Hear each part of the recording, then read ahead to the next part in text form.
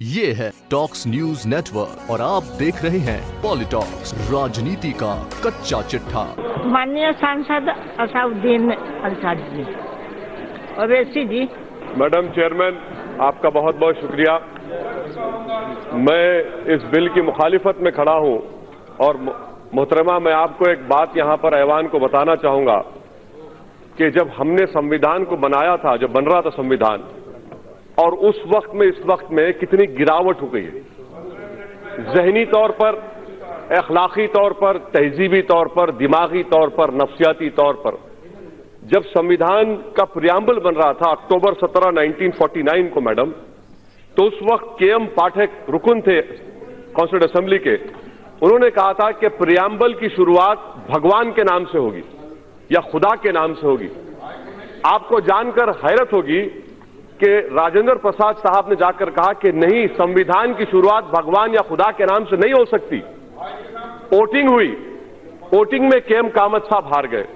जब संविधान का प्रियम्बल लिखा जा रहा था तो उसको भगवान खुदा के नाम से ही लिखा गया।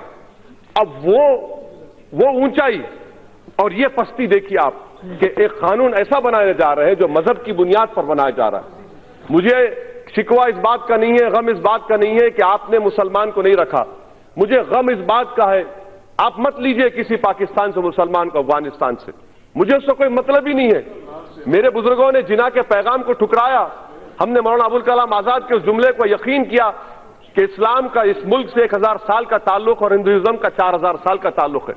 मुझे गम इस बात का है कि इस हुकूमत को, जिसने संविधान पर ओथ लिया, आज इस्लाम से, मुसलमानों से इतनी नफरत क्यों? आखिर क्या है? हम इंसान हैं, इस मुल्क के बाइज्जत शहरी हैं। आखिर इस नफरत का, इस डिस्क्रिमिनेशन की वजह क्या है आप में? आप मत लीजिए किसी को।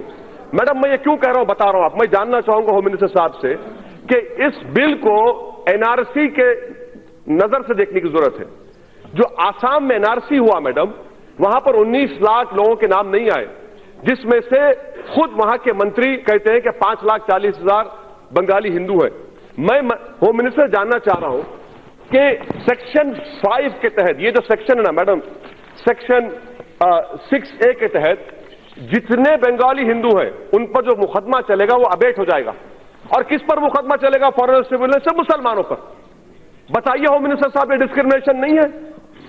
आर्टिकल 14 फेल का होता है, जहां पर मजहब आ जाता है, रीजनेबल क्लास वहां पर फेल हो जाता है। आप एनआरसी आसाम के 5,40,000 बंगाली हिंदुओं के लिए आप यह कानून बना रहे हैं। और जब एनआरसी हो जाएगा, अगर अमित शाह साहब का नाम नहीं आएगा और उन्हीं के पार्टी के किसी एक मुसलमान का नाम नहीं आएगा, तो सीएबी के जरिए अमित शाह का नाम आ जाएगा, मुसलमान का नाम नहीं आएगा। यह इनकी साजिश है कि स्टेटलेस बनाना मुसलमानों को।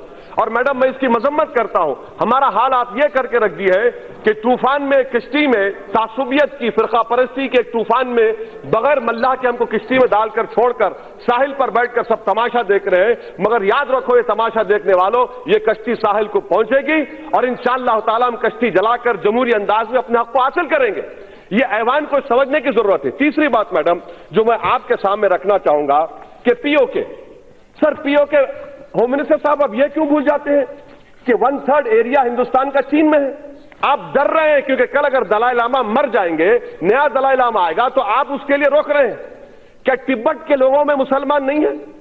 क्यों नहीं देते आप दलाई लामा? आप इंतजार कर रहे हैं। मैडम, यही तो हम पूछ रहे हैं, चीन के बारे में क्यों नहीं रखते आप? क्यों डर रहे चीन से आप? 1/3 एरिया चीन, भारत का चीन में है। और खुद होम मिनिस्टर ने कहा था एक्साइज चीन पर नहीं छोड़ेंगे, आज आप छोड़ दिए। इतना क्यों डरते चीन से आप? चौथी बात मैडम, क्या हमारे होम मिनिस्टर साहब जानते हैं टाइगर सिद्दीकी कौन था? टाइगर सिद्दीकी वो शख्स था जिसको हिंदुस्तान में हमने पनाह दी, मुक्ति वाहिनी बनाई और बांग्लादेश बना। अगर ये लोग सरकार में होते तो टाइगर सिद्दीकी कभी नहीं बनाता मुक्ति वाहिनी को। और भाई, 5वीं बात मैडम, अफगानिस्तान की बात कर रहे हैं। यकीनन आप जानते हैं तालिबान आएगा। जब तालिबान आएगा तो आपको जरूरत है हजारा की, ताजिक की, आपको जरूरत है भारत में, ताकि हम स्ट्रेटेजिक कंट्रोल कर सके। मगर आपके कानून की वजह से आप उन तमाम ताजिक को, उज्बेक को, तालिबान जब हुकूमत करेगा अफगानिस्तान में, आपका तो काट चला गया। یہ آپ کی سوچ ہے, یہ آپ کا ویژن ہے.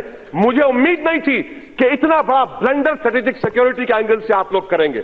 افغانستان میں سکھ ہیں, میں جانتا ہوں. طالبان کے زمانے میں ہوم منسٹر صاحب جانتے ہیں کہ کرنسی کا پورا معاملہ سکھوں کے پاس تھا, آج بھی انہی کے پاس ہے. اور کیا گارنٹی لے رہے ہوم منسٹر صاحب کہ پاکستان کو نہ ہندوستان کے ہندوؤں سے مطلب ہے نہ پاکستان سے مطلب ہے, وہ گھسائے گا یہاں پر, آپ کیسے روکیں گے؟ اور کیا آپ بتائیں گے میڈم کہ کتنے لوگ ہیں جن کو آپ سٹیزن شپ دینے جا رہے ہیں؟ نمبر بتائیے, اسٹیٹ وائز بتائیے. کہو کہہ رہے ہیں میڈم. اور ایک بات, یہ قانون جو بنایا جا رہا ہے اس لیے بنایا جا رہا ہے کہ دوبارہ پارٹیشن ہو. یہ قانون تو ہٹلر کے اس قانون سے ہی بدتر ہے, اس قانون سے ہی بدتر ہے. کہاں لا کر چھوڑ دیے بھارت کو آپ؟ اگر آپ نے سنویدھان پرو کیا تھا, ہم مسلمانوں کا گناہ کیا ہے کہ ہم مسلمان ہیں؟ مجھے پاکستان سے مت لیجیے, افغانستان سے مت لیجیے, مگر اسلام کے تعلق سے, مسلمانوں کے تعلق سے اس ایوان کو سوچنا پڑے گا. آپ جو میسج دے رہے ہیں, آپ کی وجہ سے پولیٹیکل مارجنائزیشن ہو گیا مسلمانوں کا. آپ تو ان کو دبا رہے ہیں, ان کے سینے پر پیر رکھ کر آپ کہہ رہے ہیں کہ اب تو اس ملک کا باعزت شہری نہیں بلکہ تو اسٹیٹلس بنایا جائے گا. اسی لیے میں کہہ رہا ہوں میڈم کہ یہ ایک پارٹیشن ہونے جا رہا ہے. میڈم میں آپ کو کہنا چاہ رہا ہوں, انگریزی میں کہاوت ہے کہ those who do not learn from history are condemned to be repeated. Sri Lanka کے 10 لاکھ تمیلینز مدراس میں, تمل ناڈو میں ہندو نہیں ہے کیا؟ ختم کرو. نیپال میں مدیسی نہیں, ہندو نہیں ہے, بتائیے. اچھا میڈم یہ ہوم منسٹر صاحب بتا دیجئے کہ میانمار میں کاچن ارہکان, ارے چند سال تک آل انڈیا ریڈیو پر کاچن کا ریڈیو سروس چلتا تھا.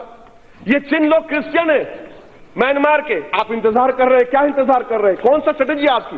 ہر اعتبار سے فیلئر ثابت ہوگا میڈم. اسی لیے میں اس بل کی مخالفت کرتا ہوں.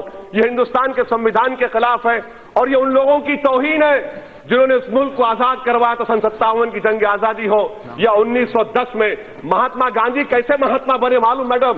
انہوں نے ساؤتھ افریقہ کے نیشنل رجسٹر کارڈ کو پھاڑ دیا تھا, جلا دیا تھا. اسی لیے جب مہاتما نے پھاڑا, میں اس بل کو پھاڑتا ہوں. یہ ہندوستان کو توڑنے کی کوشش کر رہا ہے. یہ ہے ٹاکس نیوز نیٹ ورک اور آپ دیکھ رہے ہیں پالی ٹاکس, راجنیتی کا کچا چٹھا.